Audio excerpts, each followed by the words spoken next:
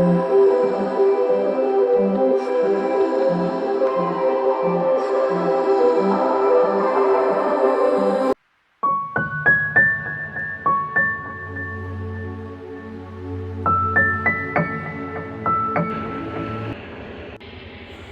දවසක් මගේ යාළුවෝ හැමෝටම.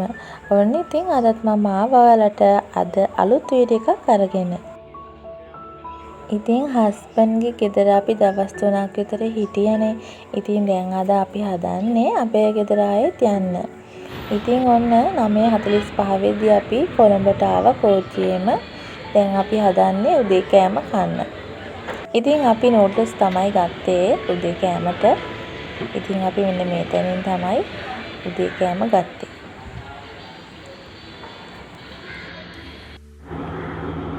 අපිට කොළඹ ඉඳන් හලාවතට යන කෝච්චිය තියෙන ළමයි 1:10ට. හරිද? ඉතින් අන්න ඉතින් මට බස් වල චුට්ටක් යන්න බැරි නිසා අපි 9:40 කියන්නේ සාමාන්‍ය අපි කාල කරලා ඉද්දි 10යි මාරට කාලට වගේ තිබ්බා.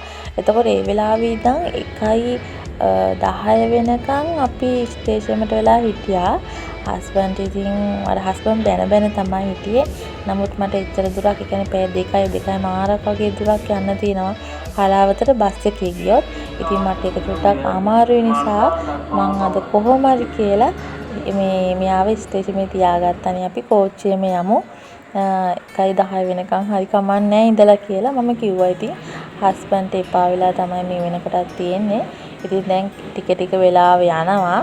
කොහොම හරි ඉතින් අපි අන්තිමට කෝච්චිය තමයි යන්නේ. අපි ගෙදර ආපු ගමන්ම අපි දවල්ට කන්න තමයි මේ ලෑස්ති වෙන්නේ. අම්මා ඉතින් අපිට එද්දි උයලා තමයි තිබ්බේ. වටක හදලා පරිප්පුයි කරවල තෙල් දාලා තමයි තිබ්බේ. දැන් ඉතින් අපි කාලා එන්නම්. ඔන්න ඊට පස්සේ අර අපි ලොකු අම්මලා ගෙදර රබුටන් ගහක් තිබ්බේ. ඉතින් ඒකේ රබුටන් ටිකක් ඉදිලා අපේ අම්මා ගෙනත් තියලා තිබ්බා. දැන් ඉතින් මමයි හස්බන්ඩ්යි මේ කන ගමන් තමයි ඉන්නේ. එයා මේ පැත්තකට වෙලා කනවා. තාම ඉතින් රබුටන් ඉදිලා හිම මදි. සමහරක් ඒවා හොඳට මිදිලා, සමහරක් ඒවා ඉතින් තනින් තන තමයි ඉදිලා තිබ්බේ. ඔයාලා වැඩියෙන්ම කැමති මම දවස ගත කරන විදිහ අරන් එනවට. ඉතින් ඉස්සරහටත් ඒ වගේම ලස්සන වීඩියෝස් මම අරන් එන්නම්. ඒ වගේම තමයි මම කොහේ හරි ට්‍රැවල් කරොත් එහෙම ඒ වීඩියෝස් උත් ඔයාලට අනිවාර්යයෙන්ම අරන් එනවා. ඔයා තාමත් මගේ channel එක subscribe කරලා නැත්නම් කැමති නම් විතරක් subscribe කරගෙන යන්න. කවුද කන්නාස රබුටන්? මේ ඔක්කොම ඉතින් ඔයාලට තමයි මම අරගෙන ආවේ.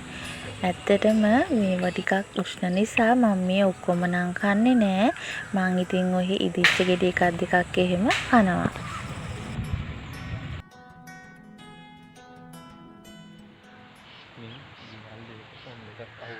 ඔන්න ඉතින් ටිකෙන් ටික ඉර බැහැගෙන යන්න තමයි මේ ලෑස්ති වෙන්නේ. අපි ඉතින් අවස් වෙලා තේ එකක් බිබී තමයි මේ කයියක් දාගෙන ඉන්නේ. අද ඉතින් අපිට ගොඩාක් මහන්සි දවසක්. අද ඉතින් දවසින් භාගයක්ම අපි ගත කළේ පාරේනේ.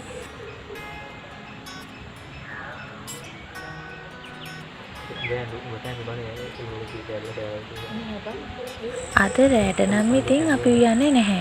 අපි එන ගමන් කොත්තුවක් අරගෙන එහෙම ආවා. ඉතින් ඒ නිසා රෑ වෙලා අපි දෙන්න මේ විදිහට ඒ කොත්තුව කෑවා. මේ දවස්වල ඉතින් මේ කොත්තු ප්‍රශ්නක් තියෙනවනේ. මම නම් ඉතින් මේ කොත්තුව කෑවේ ටිකක් විතර බයෙන්. ඔන්න ඉතින් අද දවසත් මේ විදිහට නිමා වුණා.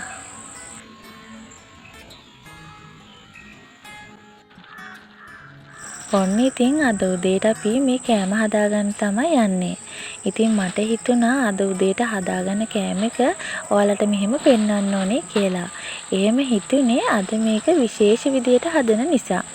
ඉතින් අපි පරිප්පු යන විදිහ නම් දන්නවනේ. ඔයාලා කවදා හරි දවසක් මේ විදිහට පරිප්පු වලට බටු දාලා උයලා තියෙනවද? ඉතින් මම මේ හදන්නේ මේ බටු ටික පරිප්පු එකට දාලා ටෙම්පරාදුවක් එහෙම දාලා කිරි චුට්ටක් එහෙම දාලා උයා ගන්න. ඔයාලා එහෙම කාලා නැති කට්ටිය ඉන්නවනම් එකපාරක් හරි මේ පරිප්පු එකට බටු දාලා කාලා බලන්න මම මේ හදන විදිහට. ඉතින් මේකට ලොකු දේවල් නම් කරන්න දෙයක් නැහැ. මේක හොඳට තලාගෙන ඒක හොඳට හොදලා පරිප්පයකට දාගන්න තමයි තියෙන්නේ. ඉතින් ඊට පස්සේ මේක වතුරෙන් ලිපේ තියලා ඉවර වෙලා ඊට පස්සේ ඉදීගෙන ඉදි කිරිමිටක් දාන්න තමයි තියෙන්නේ.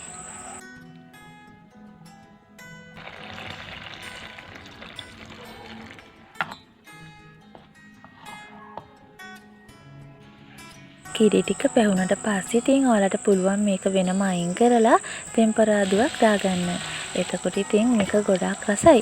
ඔයාලට තියෙනව නම් අබෑට ටිකකුත් දාගන්න. එතකොට ගොඩාක් රසයි. හරි එහෙනම් අද වීඩියෝ එක ඉතින් මේ විදිහට තමයි ඉවර වෙන්නේ. මම ඉක්මනටම ආයෙත් ලස්සන අලුත් වීඩියෝ එකක් අරන් එන්නම්. හැමෝටම බුදු සරණයි.